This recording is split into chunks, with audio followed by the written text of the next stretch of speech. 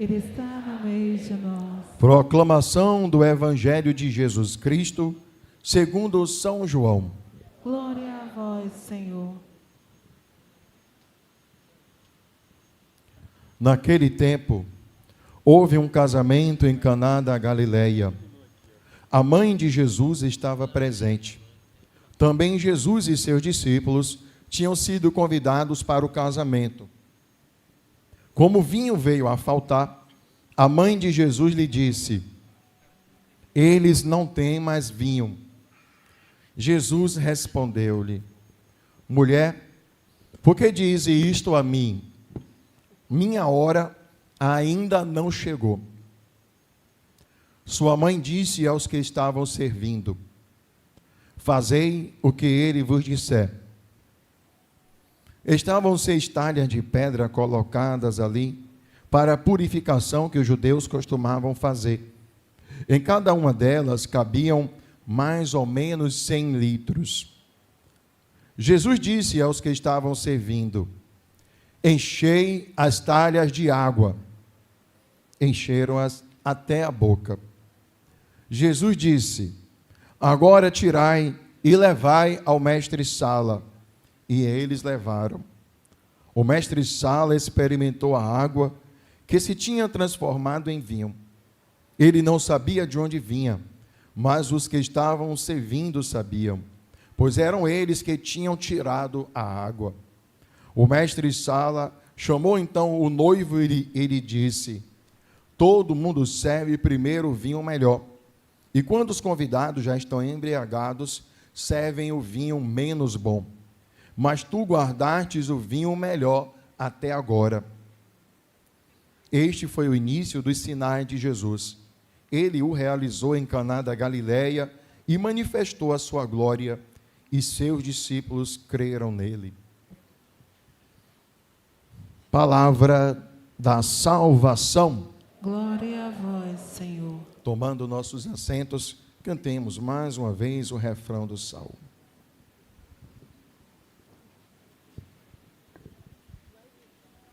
Cantai ao Senhor Deus um canto novo, manifestai os seus prodígios entre os povos. Cantai ao Senhor Deus um canto novo, manifestai os seus prodígios entre os povos. As mãos lá no alto, igreja, cantai. Cantai ao Senhor Deus um canto novo, um canto novo, manifestai os seus prodígios entre os povos. Cantai ao Senhor Deus, cantai ao Senhor Deus um canto novo, manifestai os seus prodígios entre os povos.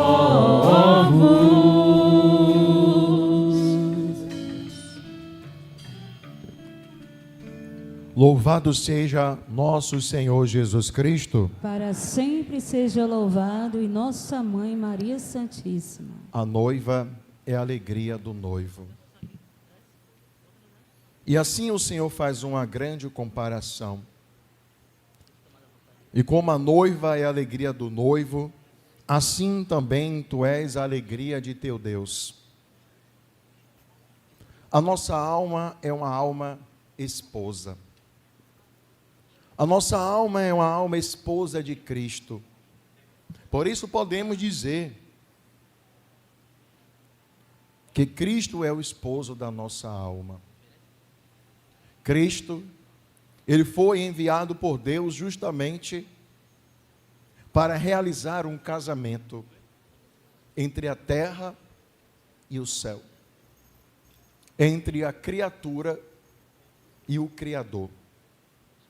A igreja, a noiva de Cristo, e por isso Cristo dá a vida pela sua noiva, que é a igreja, e a igreja somos cada um de nós. Por isso nós somos a alegria do nosso Deus.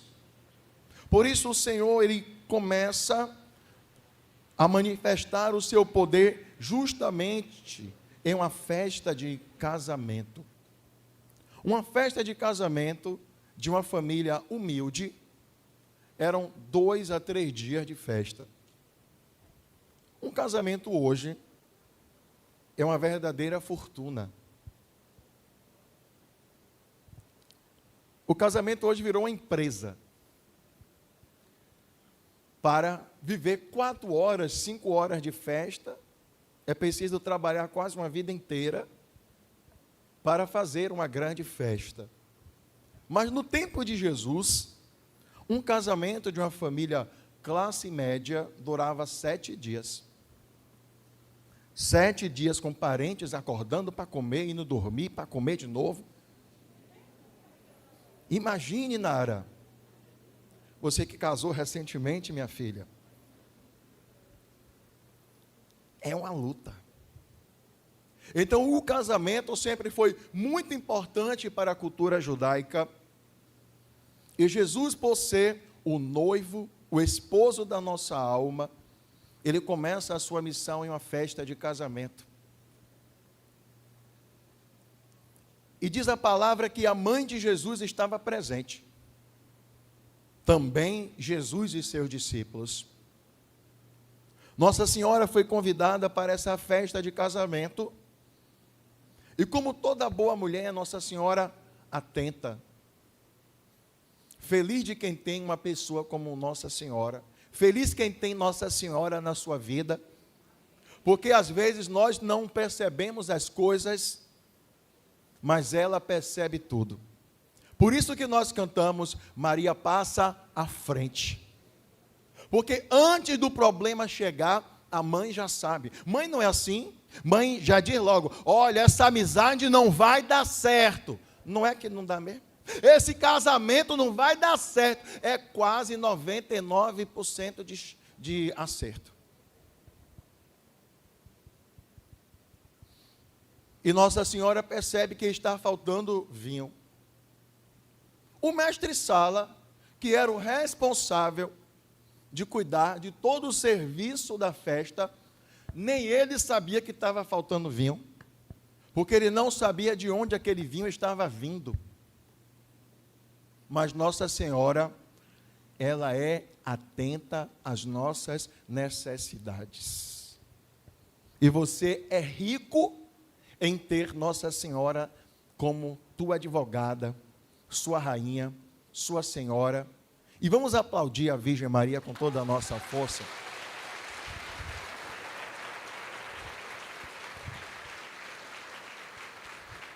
Somos agraciados de tê-la como mãe e rainha.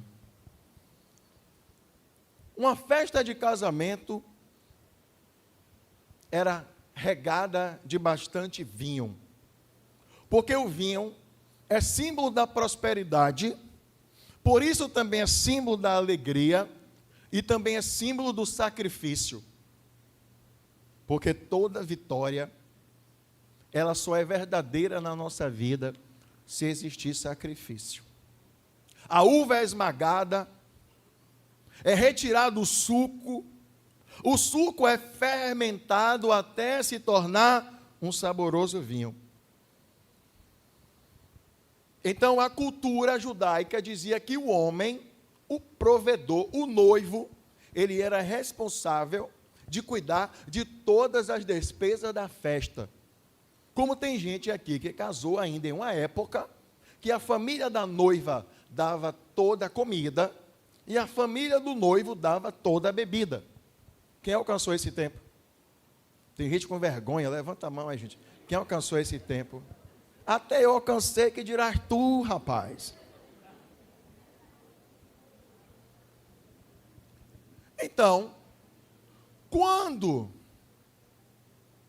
por uma hipótese, faltava vinho, significava que aquele noivo não tinha condições de retirar aquela menina dos cuidados do seu pai, porque ele não tinha condições de mantê-la. E durante uma festa de casamento, prestem atenção, durante uma festa de casamento, se faltasse o vinho, o pai da noiva poderia quebrar o contrato do casamento e encerrar o casamento ali. Porque aquele homem estava demonstrando que não tinha capacidade financeira de manter uma casa.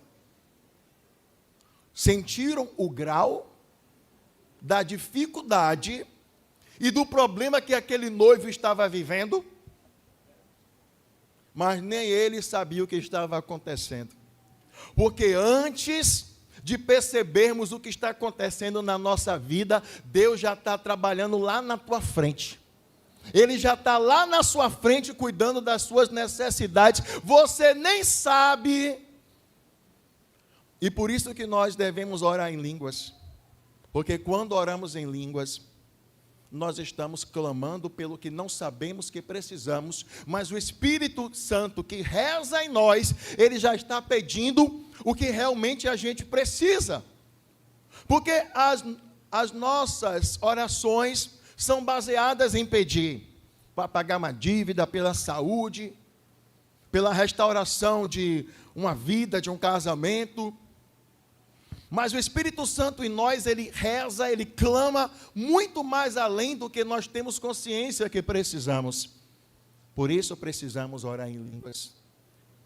E assim, Nossa Senhora vai até o seu filho, porque ela vai em busca de quem pode fazer. A Virgem Maria não é uma deusa, e nós católicos não adoramos a Virgem Maria. Nós veneramos e amamos profundamente a Virgem Maria, porque ela é a mãe de Deus. E se a minha mãe não é uma mulher qualquer, não será a mãe de Jesus uma mulher qualquer. Ela é a nossa rainha, a nossa mãe. Olhem para esse altar. Quem não sabe, o pescoço dessa imagem foi quebrado 3 vezes. Por que quebrado? Foi deslocado, na verdade.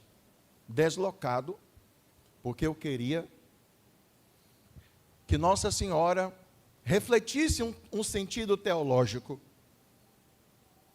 Ela tem o seu pescoço inclinado, porque ela sai de cena para que o seu filho apareça por completo.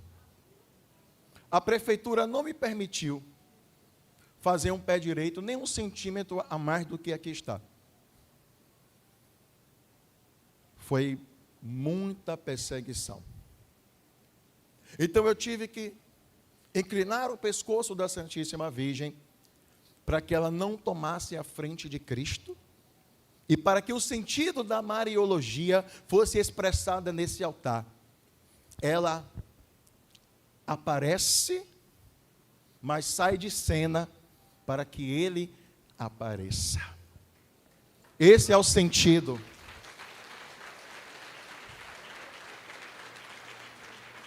Por isso que só quem é católico de verdade vai sempre amar a Virgem Maria e vai entender que a devoção e o amor que eu tenho a ela não coloca Jesus em segundo lugar. Ao contrário, quanto mais eu amo a Virgem Maria, ainda mais eu adoro o Senhor. Porque ela não me afasta dele, ao contrário, ela me aproxima do seu Filho.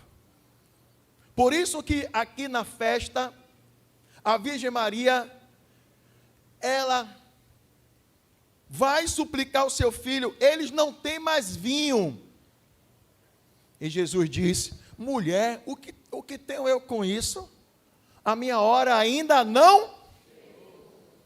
Quando Jesus chama a sua mãe de mulher, ele não está desqualificando a sua mãe, porque tem gente que dorme bêbado e acorda pastor e vai ensinar. Aqui, nem Jesus respeita a sua mãe. Ele chamou a mãe de mulher. Deixa eu explicar.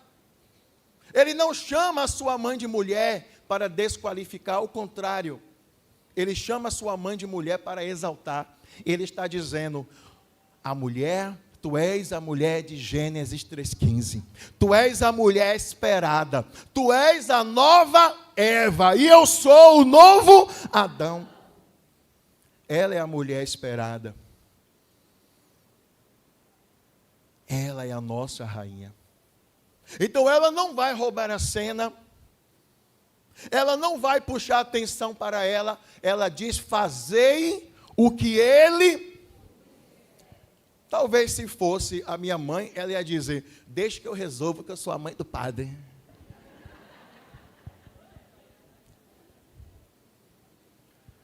Mas ela disse: fazei o que ele vos disser. Ela tira a atenção dela. Ela vai pedir a ele, porque ele é que é Deus. Ela é criatura, ela é escolhida por Deus, ela é agraciada por Deus. Ela é a nova Esté. Ela tem acesso à sala do trono. Ela não precisa pedir autorização a santo nenhum. Ela não precisa pedir autorização a anjo nenhum. Ela entra na sala do trono do Filho a hora que quer, e ela alcança o que quer, porque ela é onipotência suplicante.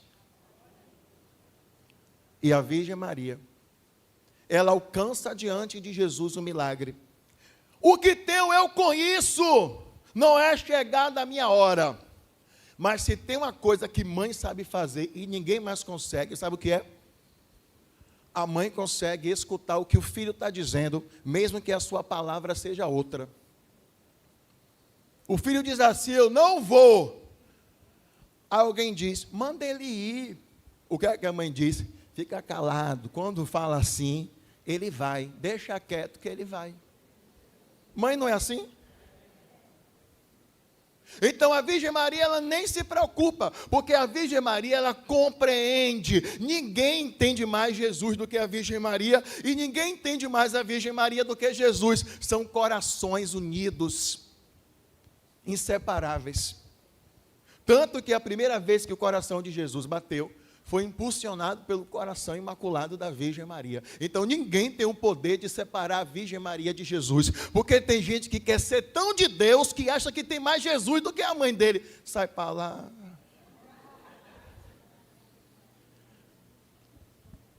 Então ela diz: fazei o que ele vos disser. O que a Virgem Maria está fazendo aqui, padre? Preparando o ambiente do milagre. O que a Virgem Maria está fazendo ali, igreja? O que a Virgem Maria estava fazendo ali, igreja? Mais uma vez, o que a Virgem Maria estava fazendo ali, igreja? O milagre precisa de um ambiente. Por isso, Bartimeu vai gritar, Zaqueu vai subir na árvore. Porque Deus não trabalha com preguiçosos e acomodados. Deus só trabalha com guerreiros e guerreiras. Tem guerreiros e guerreiras aqui? Levanta a mão aí para eu ver. Cadê os guerreiros? Cadê as guerreiras? Então vai ter milagre aqui hoje.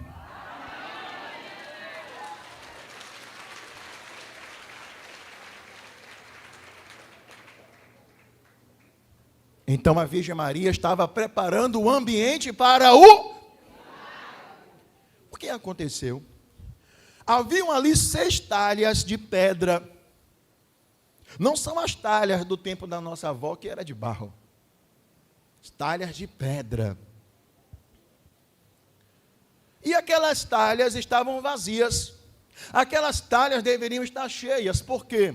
Porque os judeus, eles, ao entrar em uma casa, ao fazer uma refeição, eles lavavam as mãos antes de comer.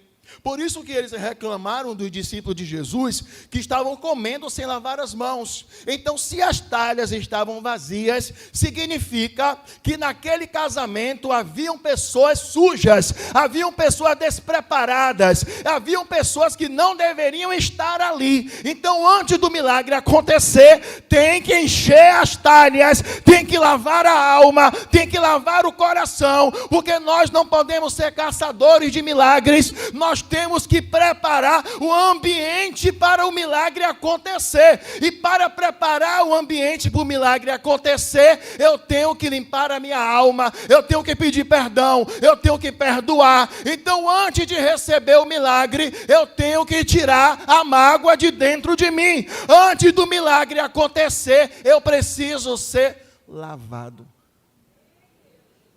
Então, quer milagre? Vai encher as talhas. Como tem gente que entrou aqui com a alma suja, mas vai ser lavada. Então eles foram. Vamos entender que nessa ocasião aqui, Jesus ainda não havia se manifestado como o Messias. E ninguém sabia quem ele era. Ele não havia realizado nenhum milagre ainda. Então, os serventes estavam ali, posicionados para servir. O que é que servo faz? O quê? É isso que eu e você temos que entender. O nosso lugar aqui é para servir e não ser servido. Nós não estamos na igreja para sermos servidos. Nós estamos aqui para... Porque nós somos... E somos servos inúteis, viu?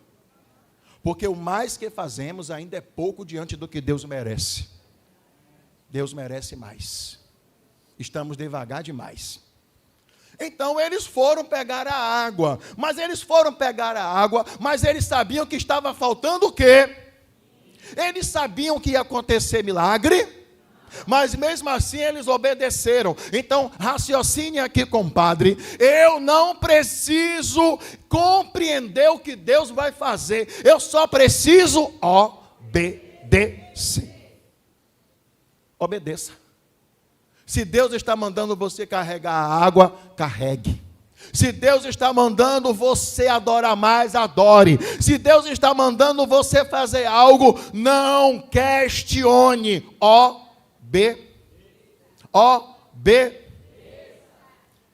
Então eles foram lá pegar a água. Vocês acham que era perto? A água potável deveria ficar, no mínimo, 300 metros de distância da casa. O que ficava perto da casa? A fossa. Por que a fossa? É melhor correr com sede do que com dor de barriga. Então o banheiro é mais próximo. Quem já morou na roça sabe.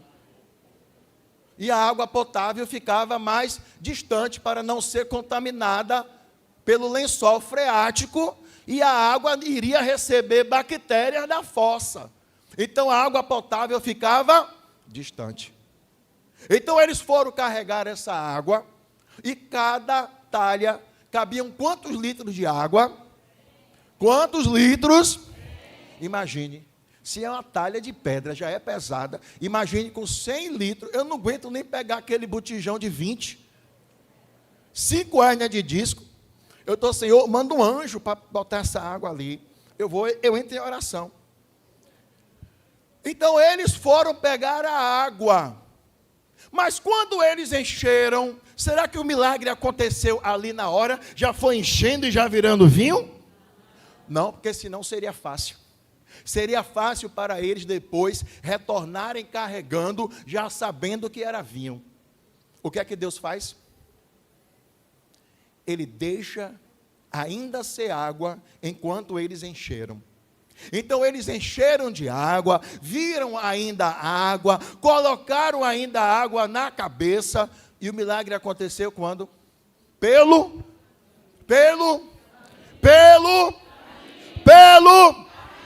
Então não reclame do caminho, porque o milagre está acontecendo na tua vida. Não reclame do processo.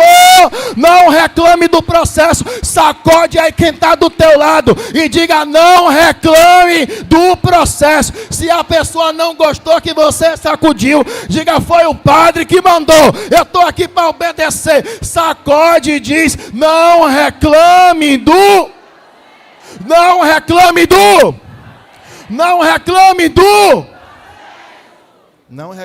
processo. Ninguém vai dizer para o padre não, é? Mas foi tanto dedo aqui meu rosto agora. Até tu, Clarinha. Então eles carregaram a água e pelo caminho, porque eu não preciso ver o que Deus está fazendo, eu só preciso crer que Ele vai.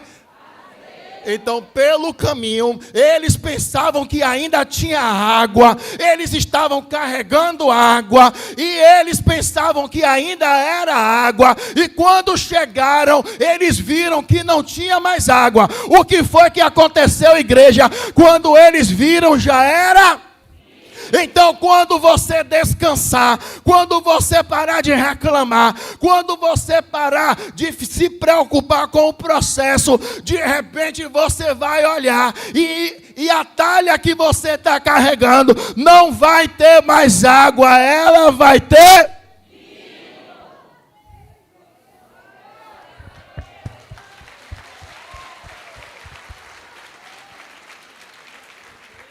É simples assim. Deus não é aquele pai, aquela vovó e aquele vovô que dá o brinquedo para a criança parar de chorar. Não, gente, tem que dar para não parar de chorar. Aí a criança faz o quê? Chora mais. Meu irmão, o caçula, gente, que nasceu em 86, ele já sabia essa artimanha. Ele está assistindo em casa, é isso mesmo, eu vou contar. Ele pedia algo que o padre Tony sempre gostou de comprar bugiganga, que comprava. Aí meu irmão queria quebrar minhas coisas, e eu vendia meu geladinho para comprar minhas coisas. Era, gente. Não reclamo do processo, não. Aí, meu irmão um dia falou: se você não me der, eu vou chorar. Aí eu falei: então chore. Eu nunca fui brincadeira. Então chore. Aí ele.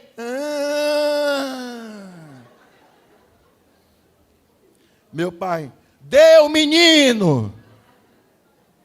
Meu pai também não era brincadeira. Aí eu dava. Mas Deus não faz isso. Quanto mais você chora, quanto mais você bate o pé no chão, quanto mais você diz: não vou rezar mais, não vou adorar mais, não vou mais acordar para rezar rosário, não quero mais saber de nada também. Deus olha para você e diz: quando parar de chorar, eu estou aqui.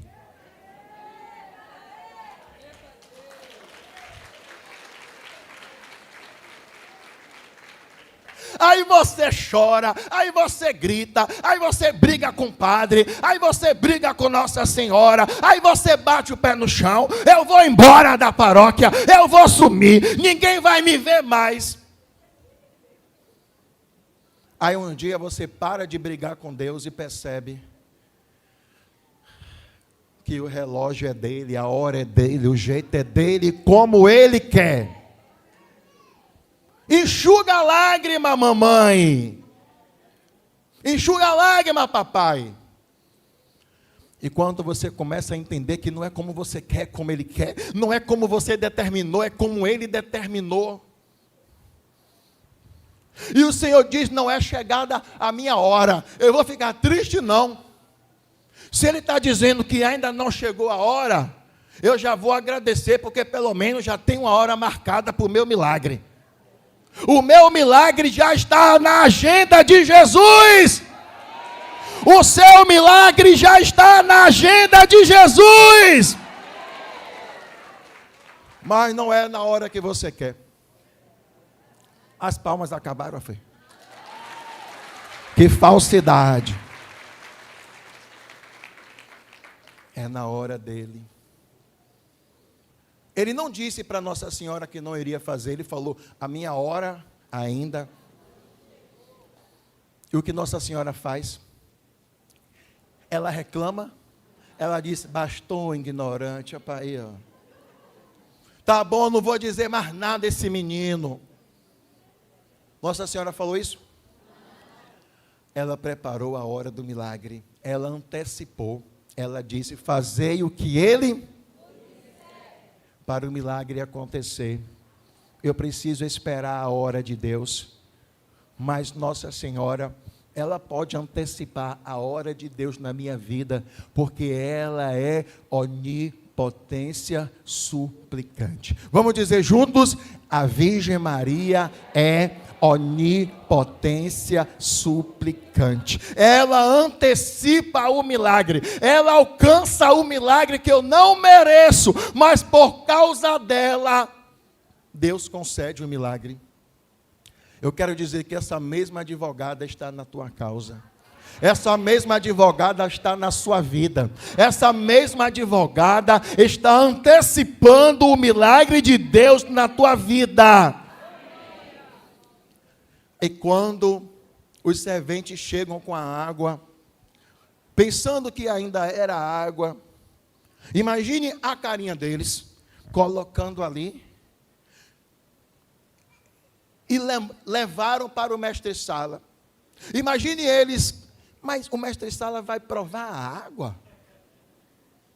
Então imagine o rosto deles perplexo, olhando para os vasos, para as talhas, e percebendo, mas nós não carregamos água?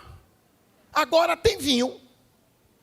Imagine o mestre-sala provando aquele vinho, e o mestre-sala não sabia o que estava acontecendo, e ele diz, não entendi, toda festa primeiro serve o vinho melhor, e depois o vinho menos bom. Qual é a lógica disso? A lógica é que o nosso cérebro, ele guarda a primeira experiência. Por isso que às vezes nós não temos uma boa experiência com uma pessoa, e a gente não consegue olhar para aquela pessoa de uma outra maneira. Porque o nosso cérebro guarda a primeira experiência. Então, quando uma pessoa provava um vinho, o sabor daquele vinho de qualidade ficava armazenado no cérebro. Depois que os convidados já estavam embriagados, serviam o vinho inferior. Por quê? Porque o bêbado não consegue mais discernir nem aonde está, nem o nome dele. Eu sempre gosto de dizer que o bêbado, o cachorro lambe a boca, ele ainda chama de, ai meu amor, alguém ainda me ama. Então depois servia o vinho inferior. Primeiro era o vinho da Perine, depois era o São Jorge. Toma aí. Eu ainda era seminarista. Aí o seminário fez uma encomenda de pãezinhos e fomos buscar lá na Perine da Pituba. Fomos buscar. Quando chegou lá, os seminaristas, tudo horrorizado, olhando para a vitrine. Gente, tem vinho de 24 mil reais. Aí o outro, ó, o daqui, 35 mil litros. Aí o padre desencosta aí, meus filhos, pelo amor de Deus. Para não tomarem um seminário, desencosta aí. Então serviam primeiro o vinho melhor, e depois serviam o vinho inferior. Mas eles não sabiam quem estava naquela festa. Jesus não serve nada inferior. Jesus não faz nada de qualquer jeito. É por isso que eu digo aqui na nossa paróquia, nós não fazemos as coisas boas porque somos ricos. Nós fazemos as coisas boas porque Deus merece o melhor. A melhor flor, a melhor toalha. Deus merece o melhor porque Ele só me dá o melhor. Então aqui não entra nada de pior para Deus e nem para a Santa Liturgia. Porque se Ele me dá o melhor, o padre está ousado, está indo comprar toalha no Brás, em São Paulo, porque Salvador já ficou pequena.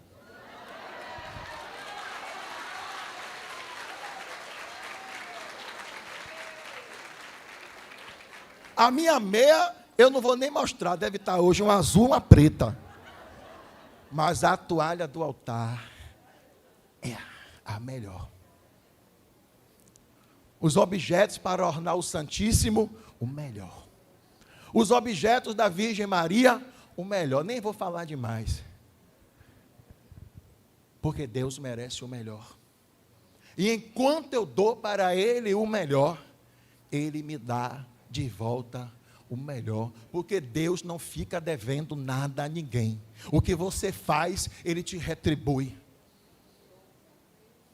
O que você faz pelos pequeninos, Ele te retribui. O que você faz para a igreja, Ele te retribui. Ele não fica devendo nada a ninguém. Ele faz o melhor. Então Quem não conhece o Deus que você conhece, não entende porque você está chorando e ao mesmo tempo está sorrindo. Quem não conhece o Deus que você serve, não entende como é que você está passando por essa luta e você ainda não se entregou. Você toma topada, você pensa em desistir, mas Deus não te dá mais a ousadia de sair da presença dEle, porque nem o mundo mais te quer. Você é tão de Deus que nem mais o mundo te quer. Você é tão de Deus que nem mais a tua família te suporta. Você é tão de Deus que ninguém mais quer você, porque você já é dele. Ele já tomou a tua alma, ele já tomou a tua vida. Você olha para a tua vida, você nem mais se reconhece. Olha como você se vestia, olha como você está agora. Olha os palavrões que você falava. Você hoje só abre a boca para dar glória. E a besteira que você abre a boca para dizer. Tu vem logo se confessar, tu bate na boca, tu pede perdão. Você tem mudado. Deus tem feito maravilhas na sua vida. Por isso que o inimigo tenta te derrubar. Porque dentro da tua casa é você que carrega a água para virar vinho. Por isso que a tua família te persegue. É porque é você que leva a talha na cabeça para buscar vinho. Por isso que você paga o preço. Por isso que ninguém te compreende. Por isso que todo mundo te persegue. E porque você está servindo a Deus, parece que você está incomodando mais do que antes. Quem está junto comigo nessa?